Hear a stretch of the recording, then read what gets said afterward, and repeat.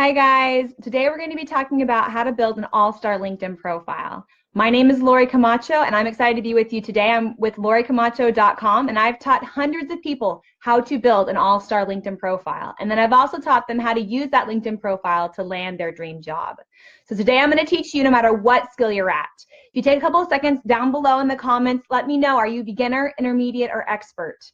Okay, there are only 5 things that you need to know in order to optimize your profile to become all-star, okay? The first one is you have to have a picture, all right? People with pictures are 14 times more likely to increase their visibility and be clicked on by other LinkedIn users. Second, you need to have a summary, okay? The summary is super easy to add to your profile. In fact, LinkedIn has made it even more easier with their new platform. All you have to do is click Add Summary, and they automatically generate a summary for you based off of your past experience and your profile information. Okay, the third thing is that you must have 2 past experiences below your current experience. Okay, and the fourth thing is you have to have a current experience, or what I'm saying is you have to have a current job and 2 past jobs. That's number 3 and number 4. Okay, now this always catches my job seekers because while you're job seeking, what is your job? Well, it's a professional job seeker. So you have to create an interim position that will be a placeholder as a current position for your work experience. And this position, I'm not going to go into too much detail, that's a whole nother video, but in this current job experience, you're going to list your skills, your qualifications, why somebody should hire you. Okay, and then the 5th thing that you need to have is a skills and endorsement section added to your profile. Okay, you just go up and you click add to profile skills. I'm going to show you in a minute how to do that. And what you might be surprised to find is if you don't have it on your profile, there might be some in the background waiting with already existing endorsements on those skills for your profile. So once you add it, you're going to want to go down to that section and you're going to want to edit it and add other skills to it. This section is extremely important, and we'll also cover this in another video, but you want to be adding all the skills that you can think of that relate to your field, your industry, your area of expertise, okay? And this is going to lead into all of your job postings, your networking, your whole experience within LinkedIn will be based off of these skills, okay? So let's hop over to the platform, and I'm going to show you where these 5 things are so that when you're done with this video, you can go edit them and you can have your all-star badge. All right, hopping over into,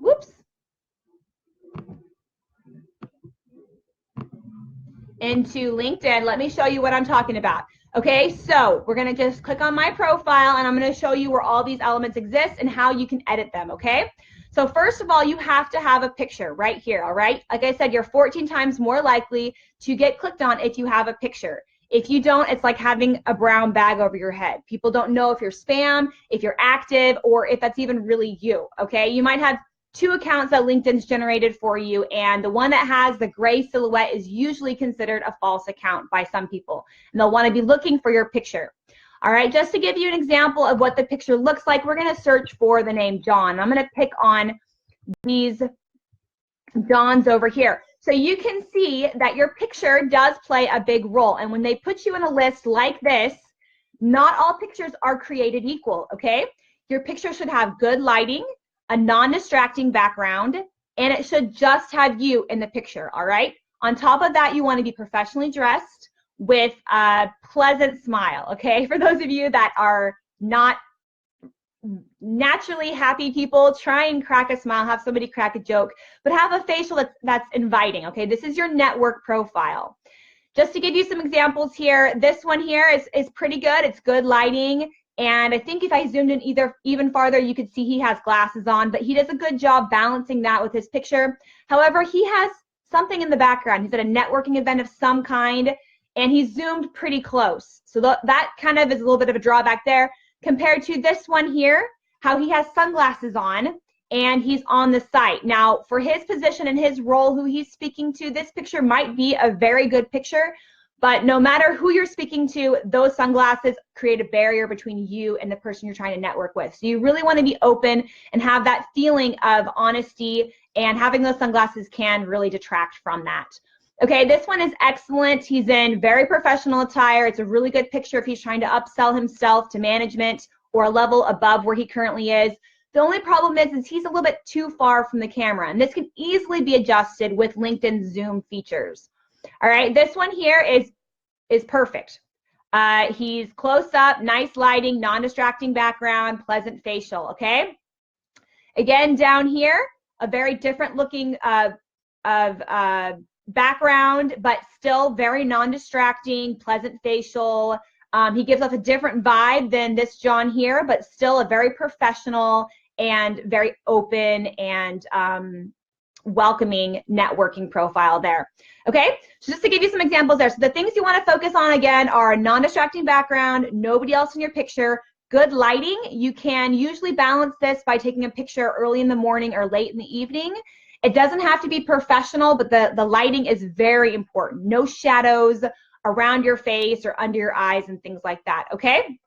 So you can upload a picture. It doesn't have to be professional. Like I said, here's mine, and this one is one that I took actually while I was on a cruise. I took it with my smartphone, and I really liked the picture, and so I've uploaded it. It kind of adds to that personal touch that you're meeting me face to face. And once you upload it, if you click on the picture, LinkedIn will allow you to straighten it. You can zoom, like I was saying with that one John whose picture was just a little bit far away. He just needed to come in here and zoom it. You can also crop it, and they have some filters. These are pretty good filters. You don't see a lot of filtering on LinkedIn like you do on other social platforms, but you can kind of play around with it if your lighting is a little bit off. Sometimes these filters will help with that. And you can use the adjust feature to change the lighting, change the contrast. You can do vignette if you'd like, but it's already in a circle, so there's not really much to shade on the outside. But there's some things that you can play around with there inside of your profile picture, okay? So we're gonna go back to the profile. So let me close out of this. So the first thing was you need to have a picture. The second thing was your summary. And I'm not gonna go too much into drafting your summary here because that is a whole topic for another day. But I will show you here that when we scroll down, your summary comes right below this branding box up here. And you can see it starts out with Lori Live and more info at my website right there. And down below, you can fill out the things that speak to your audience as far as selling yourself. The biggest thing with the summary is that it's your opening statement, okay? It's like your elevator pitch. It's your 5 minutes or 30 seconds to tell somebody about you, why they should hire you, and what is it that you're going to bring to the table, what it is that you have to offer, okay? So you want it to be direct and clear and well formatted with good grammar, no spelling problems at all, okay? So I usually recommend that you draft your summary someplace else, like in your email draft or in your Word document where you can do all the grammar checking and you can save it because LinkedIn is live. So once you come in here and you tweak something and you save it, there's no undo. So if you can keep a record of that someplace else while you're drafting it, it's going to help you a lot to stay professional, okay? So your summary needs to be in here. Like I said, if you don't have a summary, it will prompt you to build a summary, and you can just click a button and it will auto-generate something that's usually close to what an objective is on a resume. Something like job search consultant with 10 years experience working in X, Y, and Z industries. Okay, that would be something like for me, right? But you want to come in here and you want to draft something that speaks to your audience. Again, it is your opening statement, so you want it to be personal. You can choose first person if you like, and that is highly preferred in LinkedIn. However, you can also use that resume voice. Engineer with 25 years experience, passion for X, Y, and Z, known for this and that.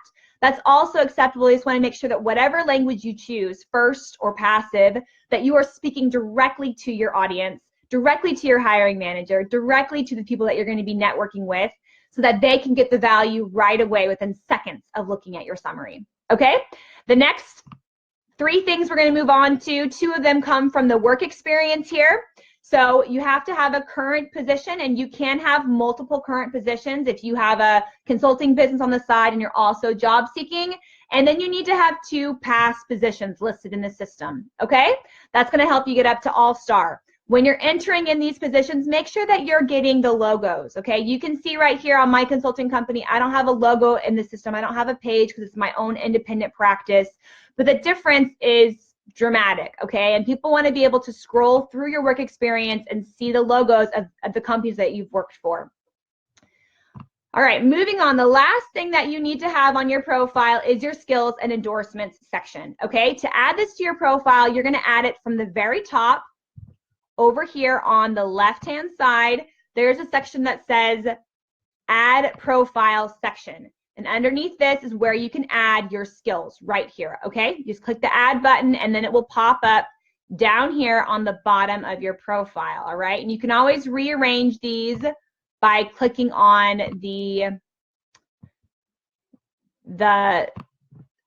well, most of them you can rearrange by clicking on the side. There's usually 3 lines.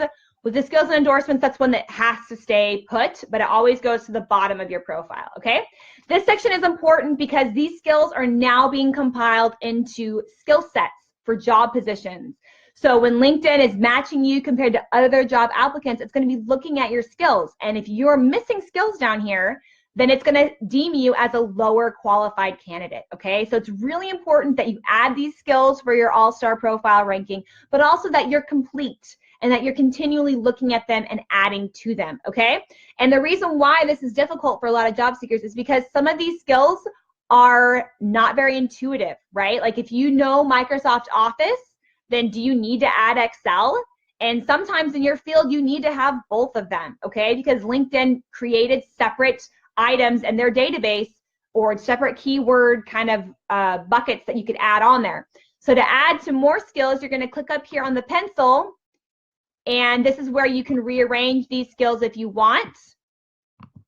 And then the add new skill is right next to it, okay? So you want to definitely put your top 3 on top, and you can add them here and then rearrange them where I just showed you. You come in here and you just type, all right? So like management, and then you want to pick from that list which one you want to add, and then you click add, okay? You can have up to 50 skills down there in that section, and you should be filling them out. I usually recommend that as you're networking to spend a little bit of extra time scrolling to the bottom of your potential networky or networks profiles and look at their skills and look at what groups they're in and start kind of trying to network into those different groups and also adding those skills to your profile to help you make sure that you have a complete skill set down there so that you're not missing skills, okay? So there you have it. Those are the 5 things that you need for your profile. Again, your picture, you need to have a summary, you need to have a current job position and a past one, and then you need to have the skills section added to your profile. All right, thanks for watching. Again, add your questions down below. I look forward to answering them in future live chats. Thanks, bye.